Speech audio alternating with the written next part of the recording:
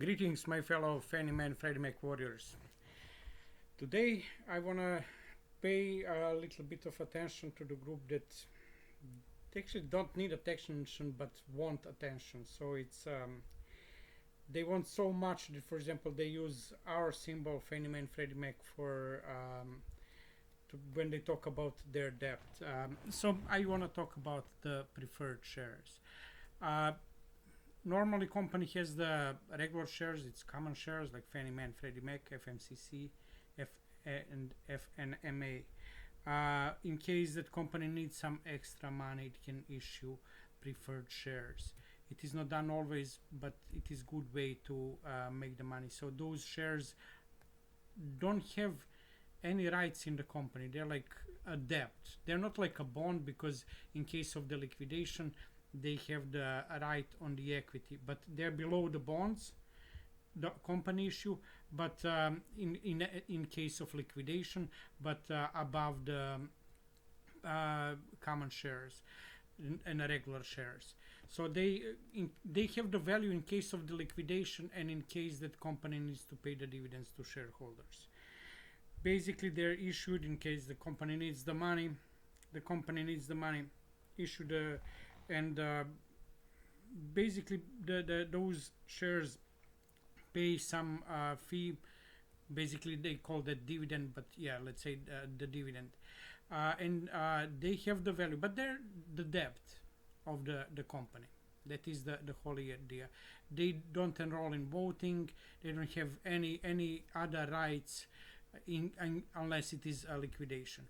Fannie Mae and Freddie Mac had those shares, and they issued them basically most of them were issued 2005 to 2008, and what is important about them, but that they still exist, and they don't have a real value, because that is all 20 years old debt that received the dividend for first 3 years. After that, it was ranked junk, and in reality, if there is no like small group of the investors who are pretty vocal, they would be like $0 or $1, but because of them, and then it has the value. There was a reason to have them like couple of years ago. I did have them because like you could play the game. Okay, in case that company shuts down and the company goes bankrupt and liquidates or is pushed into receivership, what was possibility for Fannie Mae and Freddie Mac to happen during Obama era, that they pulled them completely out. Then it would be the reason to have them in case that everything collapse. Then you hedge your common Fannie Mae and Freddie Mac position with those shares, and in case that everything goes down and liquidate, those shares will get basically, because the company has big value, and if they liquidate, the something will be paid for those preferred shares, but and first will be paid to them, but later it will not be. What remains will be paid to the common. So there is a reason to own them in case that company goes toward receivership or liquidation, or in some other case. In this case, right now, consider that we go to IPO, there is no reason to own them. Why? They cannot grow more than it is their face value. That is like, let's say, from this price is like 50% up. They can double the price. Let's say 2x, the most, and it is end. Then after that, their value is only in dividends. That is the best case scenario. So that they put them into dividends, but they don't have to.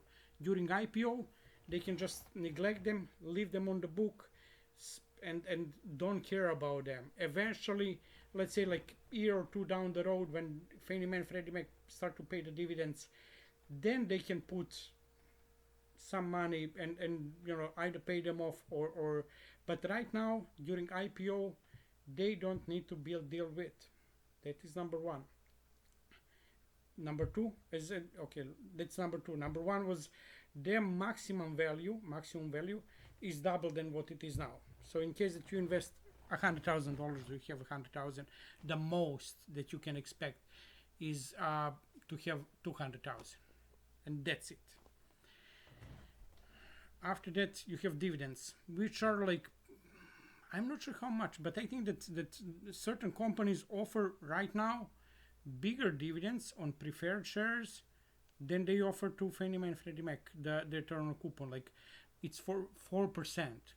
Why would you own something what you pay now, and that, because the dividend can be on in a stable company and you know what is will happen, like I don't know, like JP Morgan, probably they have the preferred shares, I'm not sure, but they most probably pay bigger coupon rate than the what is on the some series of the preferred shares.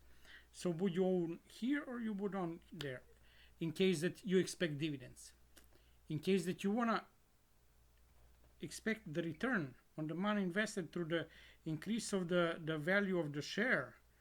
The maximum is 2x, maximum, end of the story. They cannot grow more.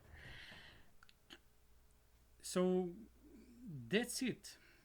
They said also there is argument like, oh, but they are like they're like what did they say, in case they have the priority.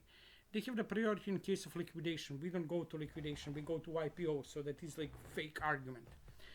And the last one, it's like they can be converted to common shares, and that is also impossible because they're non-convertible. And in case the government wanna step over the contract, they can step over to wipe them out, to pay them at a par or zero, or they can step over and convert them and pay them, move them to the, what do you think what they will choose?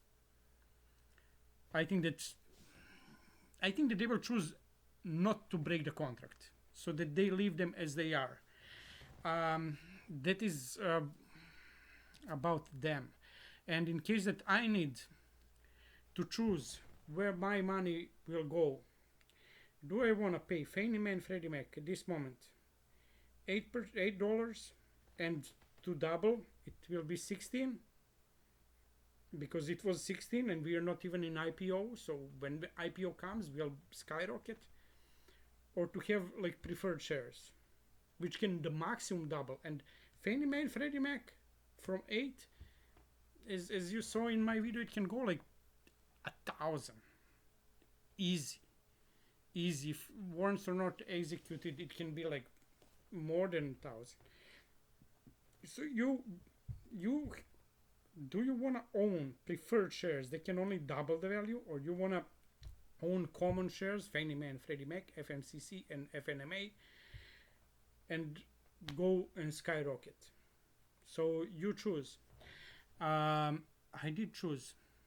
And if you think also, this is very important, but if I sell them, I need to pay the capital gain, right? So if you sell them now and sell them for the price you want, capital gain is let's say that it is 20%. Fannie Mae and Freddie Mac, the common shares, need to increase 20%. That is they need to increase from $9, what is, let's say today, to $10.60, just to cover the capital gain. After that, it's all increase into infinity. Compared to the common shares, if you stay in common shares, you're stuck for a while. It is like anemic, like less.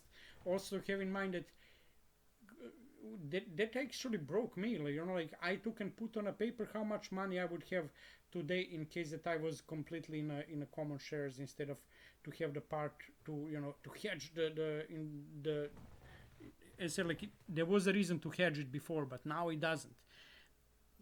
Okay, I can say, okay, that was risk mitigation and this and that, but if I was all the time in the common shares at this moment, I would have like 300,000 more. on my account today.